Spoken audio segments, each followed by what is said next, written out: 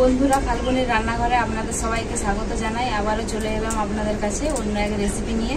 তো আজকে জঙ্গলের ছাতু নিয়ে এসেছি, কুরকুরে ছাতু।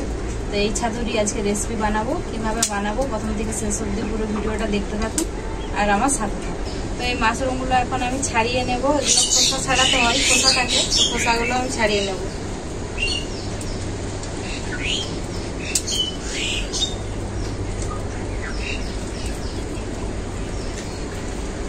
এই খোসাটা কিন্তু ফেলে দিয়ে এই ভিতরেরটা কিন্তু নিতে হবে।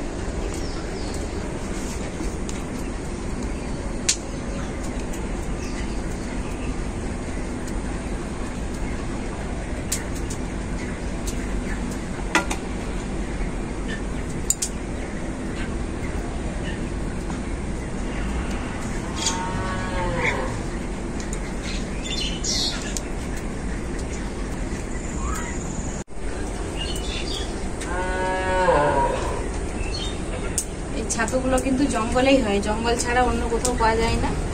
আর এই ছাতুগুলো বাজারেও কিনতে পাওয়া যায়। মাশরুমগুলো আমি সব ছাড়িয়ে নিয়েছি। মাশরুম কতগুলো বেরিয়েছে দেখুন, আর খোসা দেখুন। মাশরুমের থেকে কিন্তু খোসাই বেশি বেরিয়েছে।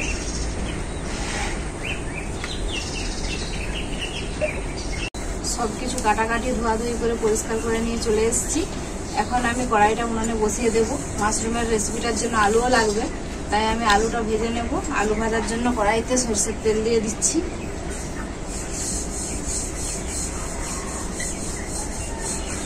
তেলটা খুব ভালোভাবে গরম হয়ে গেছে, আর আমি আলুগুলো এইভাবে ছোট ছোট করে কেটে নিয়েছি।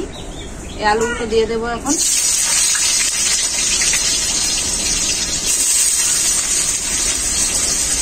লবণ, হলুদ গুঁড়ো, আলুগুলোকে কিন্তু আমি খুব ভালো করেই ভাজবো। আলুগুলোকে আমি যেহেতু ভালো করেই ভাজবো, তার জন্য ঢাকা দিয়ে দিয়েই ভেজে নিচ্ছি। ঢাকাটা খুলে দেখে নেব।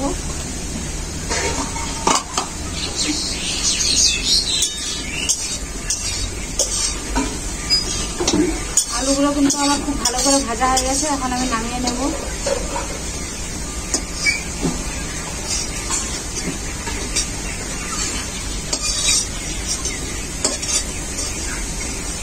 ওই আলু ভাজার তেলে আর একটু সরষের তেল দিয়ে দেবো মাশরুমটা ভাজার জন্য। মাশরুমটাতে লবণ আর হলুদ মাখিয়ে নেব।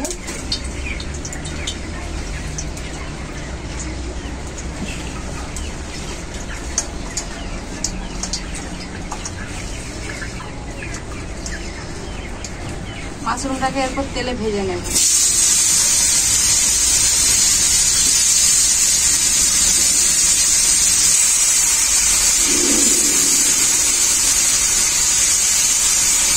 মাশরুমটাকেও আমি খুব ভালো করে ভেজে নিয়েছি, তুলে নেব। কড়াইতে সরষের তেল দিয়ে দেব।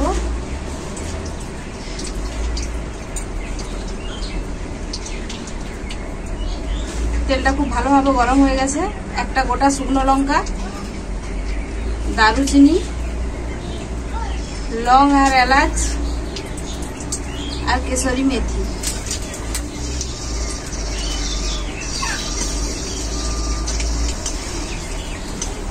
সবকিছু খুব ভালো করে ভাজা হয়ে গেছে। এরপর কেটে রাখা পেঁয়াজ,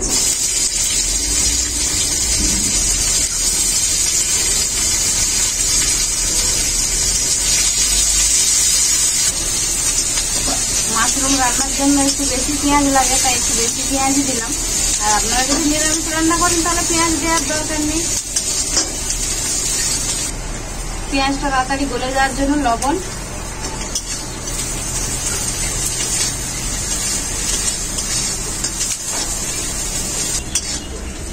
পেঁয়াজটাকে হালকা করে ভেজে নিয়েছি। এখন আদা আর রসুন বাটা,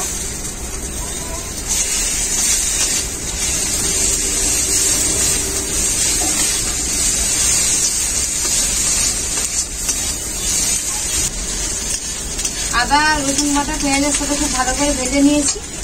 এখন আমি মশলাগুলো দিয়ে দেবো। এখানে আছে লঙ্কা গুঁড়ো, হলুদ গুঁড়ো, জিরে গুঁড়ো, ধনে গুঁড়ো আর গোলমরিচের গুঁড়ো। একসাথে সব মশলাগুলো দিয়ে দেবো। মশলাটাকে খুব ভালো করে কষানোর জন্য অল্প একটু জল দেবো।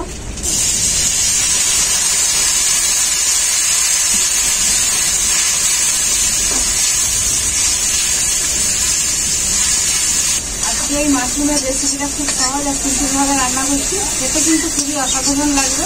এইভাবে একবার রান্না করে দেখবেন। মশলাটা আমার খুব ভালো করে কষানো হয়ে গেছে। এখন ভেজে রাখা আলুগুলো দিয়ে দেবো।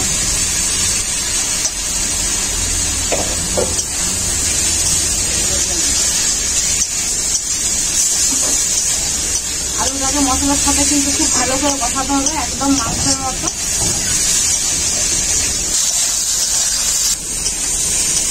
আলুটাকে খুব ভালো করে কষিয়ে নিয়েছি।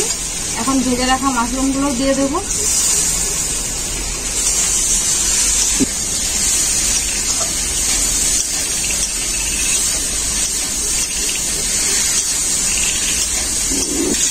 মাশরুম আর আলু মশলার সাথে খুব ভালো করে কষিয়ে নিয়েছি।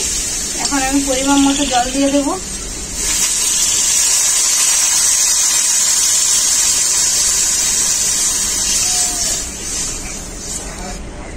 ঢাকা দিয়ে কিছুক্ষণ ঝোলটাকে ফুটিয়ে নেব।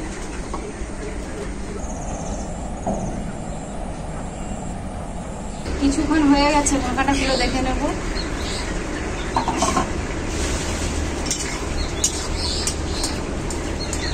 জল অনেকটাই শুকিয়ে গেছে আর সবকিছু সেদ্ধও খুব ভালো করে হয়ে গেছে। এখন আমি গরম মশলা দিয়ে দেবো।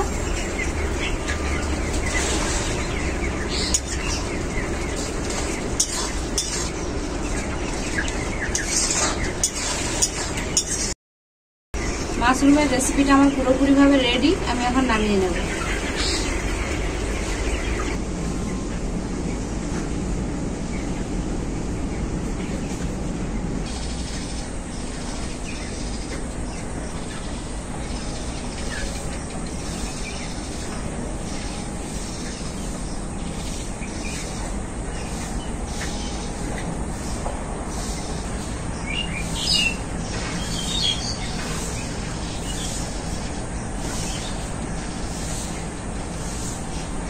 মাশরুমের রান্নাটা খেতে হেভি হয়েছে আর অনেকদিন পর কাকির হাতে রান্না খালি মনটা জুড়ে গেল।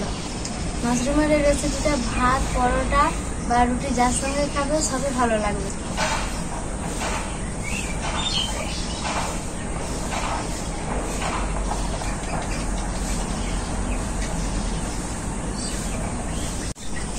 পূজা রান্না কেমন হয়েছে?